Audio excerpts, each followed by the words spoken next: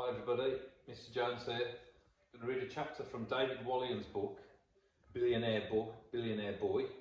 So if you like the sound of the book, you could obviously try and get one of his books or something like it to have a read yourself. So I was going to read the first chapter. It's called Meet Joe Spud. Have you ever wondered what it would be like to have £1 million, or £1 billion, or how about £1 trillion, or even a gazillion? Meet Joe Spud. Joe didn't have to imagine what it would be like to have loads and loads and loads of money. He was only 12, but he was ridiculously, preposterously rich. Joe had everything he could ever want. Indoor Olympic-sized swimming pool, every computer game in the world, a crocodile, a snooker table, £100,000 a week pocket money, another crocodile, professional recording studio, a real-life shark in a tank. I don't need to go on, do I? There's plenty more. In short, Joe was one horribly spoilt kid. He went to a ridiculously posh school. He flew on private planes whenever he went on holiday, and once he even had Disney World closed for the day just so he wouldn't have to queue for any of the rides. Here's Joe, speeding around in his own private Formula One racing car. Some very rich children have miniature versions of cars specially built for them, but Joe wasn't one of those children. Joe needed his Formula One car made a bit bigger. He was quite fat, you see.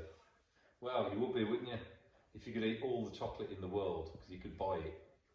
You will have noticed that Joe is in his own in that picture. To tell the truth, speeding around a racetrack isn't that much fun when you're on your own, even if you do have a £1 squillion. You really need someone to race against. The problem was Joe didn't have any friends, not one. Now, driving a Formula One car and unwrapping a king-size Mars bar are two things you shouldn't try and do at the same time. But it had been a few moments since Joe had last eaten and he was hungry. As he entered the chicane, he tore open the wrapper with his teeth and took a bite of the delicious chocolate-coated nugget in caramel. Unfortunately, Joe only had one hand on the steering wheel, and as he hit the verge, he lost control.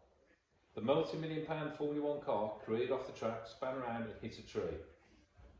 The tree was unharmed, but the car was a write-off. Joe squeezed himself out of the cockpit.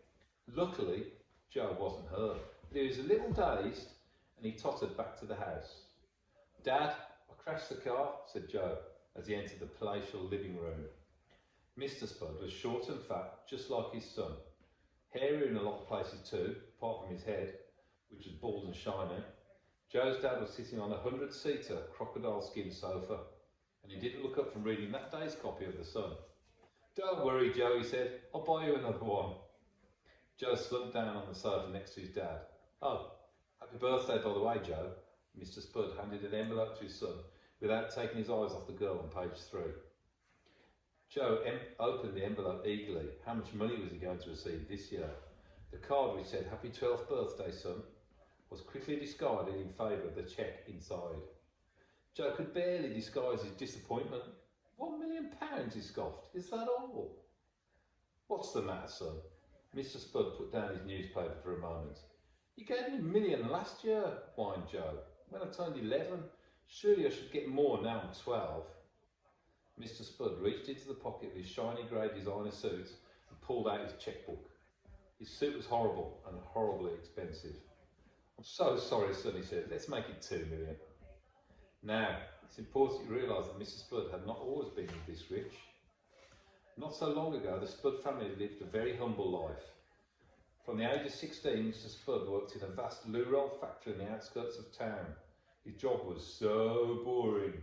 He had to roll the paper around the cardboard in a tube, roll after roll, day after day, year after year. This he did over and over again until nearly all his hope had gone. He would stand all day by the conveyor belt with hundreds of other bored workers repeating the same mind-numbing task. Every time the paper was rolled onto one cardboard tube, the whole thing started again, and every loo roll was the same.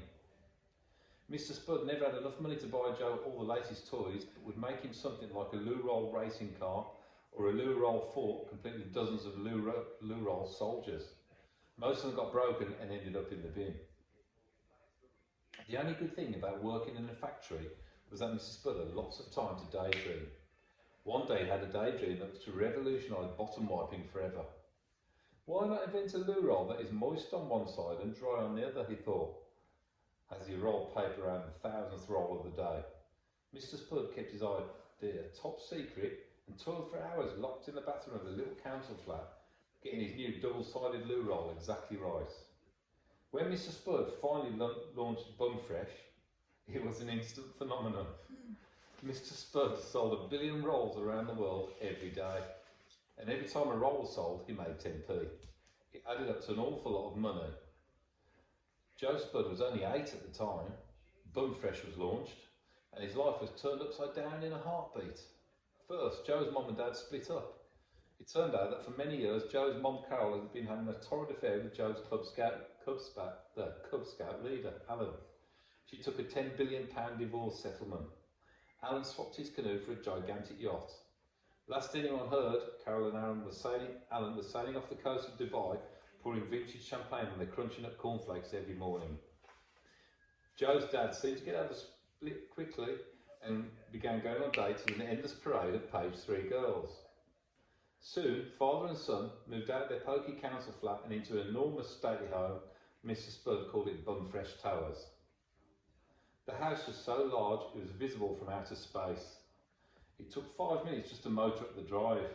Hundreds of newly planted, hopeful little trees lined the mile-long gravel track. The house had 7 kitchens, 12 sitting rooms, 47 bedrooms and 89 bathrooms. Even the bathrooms had ensuite bathrooms. And some of these ensuite bathrooms had ensuite bathrooms. Despite living there for a few years, Joe had probably only ever explored around a quarter of the main house. In the endless grounds were tennis courts, a boating lake, a helipad, and a 100-metre ski slope complete with mountains of fake snow. All the taps, door handles and even toilet seats were solid gold. The carpets were made from mink fur. He and his dad drank orange squash from priceless antique medieval goblets, and for a while they had a butler called Otis who was also an orangutan. But he had to be given the sack. "Can I have a proper present as well, Dad?" said Joe, as he put the cheque in his trouser pocket. "I mean, I've got loads of money already."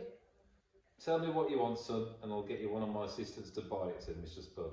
"Some solid gold sunglasses?" "I've got a pair.